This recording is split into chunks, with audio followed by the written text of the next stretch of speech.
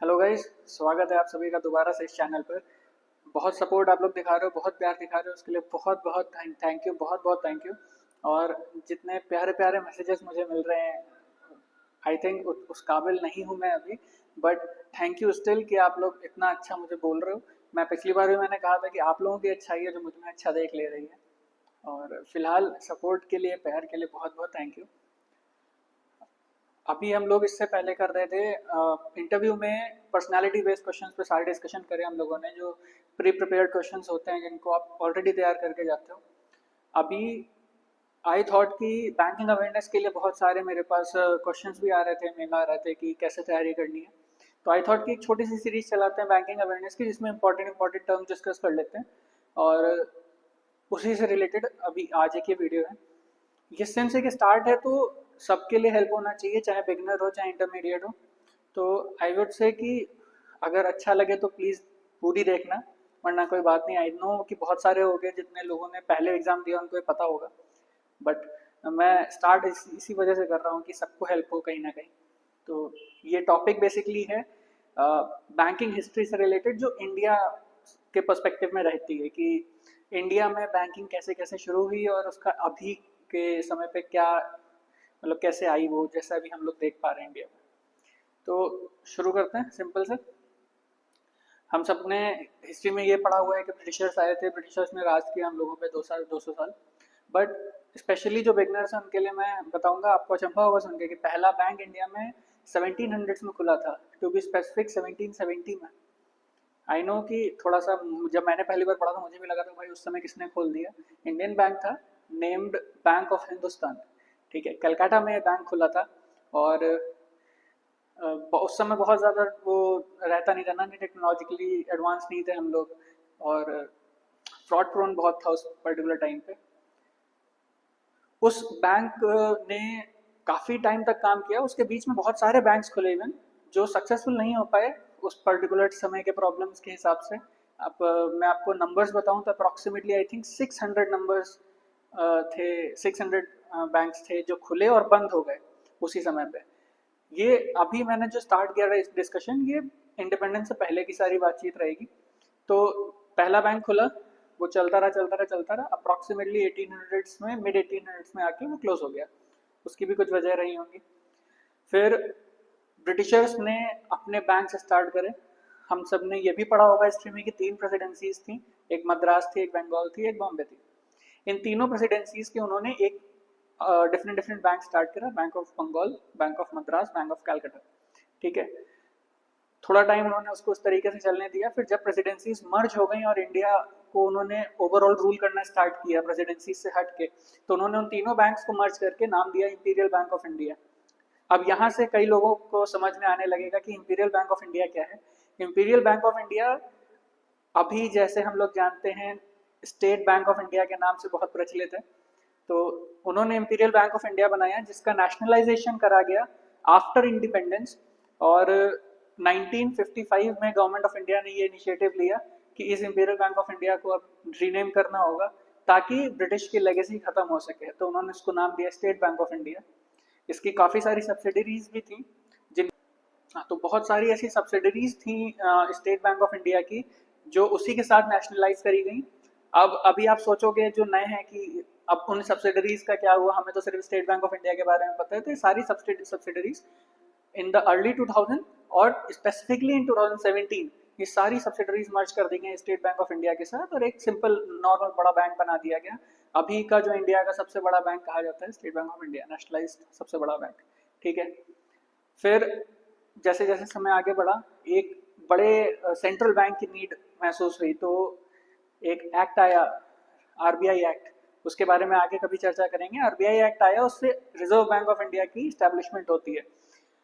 After independence on 1 January 1949 RBI को nationalise कर देती है गवर्नमेंट ऑफ इंडिया, ताकि एक रेगुलेटरी बॉडी बनाई जा सके जिससे बाकी पूरे बैंकिंग सिस्टम पे नजर रखी जा सके। इस आरबीआई ने अभी जैसे हम लोग देख रहे हैं कि सारी गाइडलाइन सेट करी कि कैसे क्या रेट्स रहेंगे, किस तरीके से बैंक काम करेंगे वगैरह वगैरह। उसी पर्टिकुलर टाइम पे सिंस इंडिया टेक ओवर कर रहा था अपने लॉज पे, अपने सिस्टम पे, तो कई सारे लॉज आए, कई सारे बॉडीज बनाए गए विद इन कमिंग ईयर्स, जिससे बैंकिंग सिस्टम पे एक कंट्रोल बनाया जा सके और उसको इस तरीके से ढाला जाए कि हर एक पर्सन की मदद हो। ऐसा ना हो कि केवल जो टॉप 1%, टॉप 5% लोग हैं वो केवल बैंकिंग का सहारा ले पाए। ठीक है, तो क्या करा गया, बैंकिंग रेगुलेशन एक्ट्स बनाए गए। फिर थोड़ा सा आगे बढ़े हम लोग, नेशनलाइजेशन हुआ, 14 बैंक्स का नेशनलाइजेशन किया गया उस समय पे। फिर उसके बाद अगेन 6 बैंक्स का नेशनलाइजेशन हुआ, तो अप्रोक्सीमेटली अराउंड 1980 हम लोगों के पास 20 नेशनलाइज्ड बैंक्स थे। और अगर उस समय से अभी का कंपैरिजन करेंगे तो अभी इंक्लूडिंग एसबीआई हम लोगों के पास 12 नेशनलाइज्ड बैंक्स हैं। क्या हुआ उन बैंक्स को धीमे धीमे मर्ज करा गया आपस में। ये आप लोगों ने सबने सुना होगा, 2017 से लेके अभी तक में काफी सारे बैंक्स आपस में मर्ज करे गए ताकि बड़े बैंक्स बनाए जा सके, छोटे छोटे बैंक्स ना रहें। और स्पेशली जो डुप्लीकेशन है ना एफर्ट का, जो डुप्लीकेशन है मेहनत का, वो ना हो। मेरा भी मैं हूँ, मेरा बैंक अकाउंट एक पर्टिकुलर बैंक में है, फिर मैंने दूसरी जगह भी वही चीज कर ली, तो ये डुप्लीकेशन हो रहा है। दैट्स वाई अभी अगर आप लोग देखोगे तो बहुत फोकस किया जा रहा है कि एक बैंक होना चाहिए, ये डुप्लीकेशन ऑफ एफर्ट्स खत्म हो जाएगा, ट्रैकिंग आसान हो जाएगी वगैरह वगैरह। इसके बारे में कभी और बात करेंगे। नेशनलाइजेशन हुआ 1969, 1980 और एसबीआई इन 1955। ठीक है, फिर मर्जर्स हुए, बैंक्स कम रह गए, अभी के समय पे 12 है जैसे मैंने बताया। लॉज क्या क्या है, सबसे पहले तो मैंने बताया आरबीआई एक्ट आया, जिससे हम लोग आरबीआई को, आरबीआई कैसे काम करेगा, क्या क्या देखेगा, ये सब उसके अंदर पावर्स वेस्ट करेगी। उसके बाद बैंकिंग रेगुलेशन एक्ट आया, जो बैंक्स को गाइड करेगा कि वो कैसे काम करेंगे और आरबीआई का क्या रोल रहेगा स्पेसिफिकली, ये सब बैंकिंग रेगुलेशन एक्ट में बता दिया गया कि बैंक्स किस तरीके से काम करेंगे। अब हो क्या रहा था कि ये सारे बैंक्स हैं, ये अर्बन पीपल को तो केटर कर रहे हैं, बट कहीं ना कहीं इंडिया में रूरल पॉपुलेशन उस समय पे ज़्यादा थी जो कि बैंकिंग फैसिलिटीज़ का फ़ायदा नहीं उठा पा रही थी। तो क्या किया गया, 1975 के अराउंड आरआरबीज का जिक्र हुआ, आरआरबीज का काम स्टार्ट हुआ। आरआरबीज क्या है, रीजनल रूरल बैंक्स। ये स्पेसिफिकली बनाए गए ताकि जो रूरल पीपल हैं उन तक बैंकिंग की सर्विसेज पहुंच सकें, वो भी फाइनेंशियल इकोनॉमी का पार्ट बने। ठीक है, इसमें हर स्टेट में अलग अलग आरआरबीज बने, और जहाँ तक अभी शायद मुझे याद आ रहा है 56 या फिर ऐसे ही कुछ आरआरबीज हैं इंडिया के अंदर अलग अलग स्टेट्स में। और I would be very happy अगर आप लोग वीडियोस अभी तक देख रहे हो तो प्लीज कमेंट करना कि पहला आरआरबी कौन सा बना था और कौन उसका स्पॉन्सर बैंक है अभी। ठीक है, अब थोड़ा सा आगे बढ़ते हैं। फिर बॉडीज बनाना स्टार्ट करी गवर्नमेंट ने जो स्पेसिफिकली केटर करेंगी एक पर्टिकुलर जगह पे, जैसे नाबार्ड बनाया गया। तो नाबार्ड क्या है, नाबार्ड एक ऐसी ऑर्गेनाइजेशन बनाएगी जो रूरल डेवलपमेंट पे फोकस ज्यादा करेगी, एग्रीकल्चर पे, रूरल डेवलपमेंट पे फोकस करेगी, और बैंक का फंड किस तरीके से यूज होगा उस पर्टिकुलर डेवलपमेंट में, उस पर वो नजर रखेगी। सिमिलरली सिड भी एक ऑर्गेनाइजेशन बनाई गई जो छोटी इंडस्ट्रीज हैं उन तक बैंकिंग सर्विसेज अच्छे से पहुंचे, उनको तकलीफ ना हो, खूब ग्रोथ हो उनका, इसलिए एक सिडबी नाम की ऑर्गेनाइजेशन बनाई गई। इन दोनों का हेडक्वार्टर्स कहाँ है, आई वांट कि आप लोग आंसर करें कमेंट में, आपका कहीं ना कहीं रिवीजन होता रहेगा। नहीं आता है कोई बात नहीं है, देख के कमेंट करिए, बट बताइए, इससे आपके दिमाग में रहेगा कि हाँ मुझे हेडक्वार्टर याद हो गया। ठीक है, अब हम लोग पहुंच चुके हैं अप्रोक्सीमेटली 1990s के अराउंड, जब सारी चीज़ें अच्छे से चल रही हैं और सारे एक्ट्स आ गए हैं, नेशनलाइजेशन हो चुका है, और जो रेगुलेटरी बॉडीज हैं इनका भी फॉर्मेशन हो चुका है। Suddenly due to some economic crisis India की इकोनॉमी गिरने लगी। ठीक है, हम लोगों को नीड पड़ी कि बाहर की हेल्प की, तो हम लोगों को अपनी इकोनॉमी ओपन करनी पड़ी। इससे पहले हम लोगों की इकोनॉमी क्लोज थी, ना हम लोग बाहर का कुछ यूज कर रहे थे, ना बाहर वाले हमारे यहाँ कुछ कर पा रहे थे, ना इन्वेस्टमेंट हो रहा है, कुछ नहीं हो रहा था। तो 1991 में स्पेशली एलपीजी रिफॉर्म्स लाए गए जिसमें हमारी इकोनॉमी ओपन करी गई। अब इस इकोनॉमी के ओपन होने से क्या हुआ, प्राइवेट बैंक्स, पहली बार इनका जिक्र हुआ इंडिया के अंदर, प्राइवेट बैंक्स आएंगे, फॉरेन बैंक्स आएंगे। फॉरेन बैंक्स अपने इंडियन बैंक्स के साथ मिलकर काम कर सकते हैं, अकेले भी काम कर सकते हैं, ये सब बातें कही गई। तो बहुत सारे प्राइवेट बैंक्स आए उस समय, आई थिंक 10 बैंक्स को आरबीआई ने परमिशन दी कि आप अपनी सर्विसेज इंडिया में स्टार्ट कर सकते हैं। अब जैसे कि अब क्या हो रहा है, अब कंपटीशन बढ़ रहा है, स्पेशली अब अगर आप अभी भी समय में देखोगे तो आरआरबीज आर द बैंक्स जो एक्चुअली रूरल डेवलपमेंट के लिए काम कर रहे हैं, क्योंकि आप बहुत रेयर होगा कि किसी प्राइवेट बैंक को या किसी फॉरेन बैंक को देखोगे कहीं पर्टिकुलर रूरल एरिया में अपनी ब्रांच ओपन करते हुए। अब तो पेनिट्रेशन हो रहा है ड्यू टू अपॉर्चुनिटीज बहुत हैं, बहुत सारा आप ग्रोथ मिलेगा आपको, आपके बिजनेस में हेल्प होगी, बट पहले नहीं था। इवन आई विल से कि मैं अभी भी रूरल पोस्टिंग में हूँ, मैं पहले भी जब बैंक ऑफ इंडिया में था रूरल पोस्टिंग में था।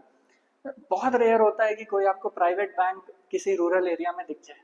ठीक, इस नेशनलाइज बैंक्स हैं, आरआरबीज हैं, ये स्पेशली काम कर रहे हैं for the growth of the economy.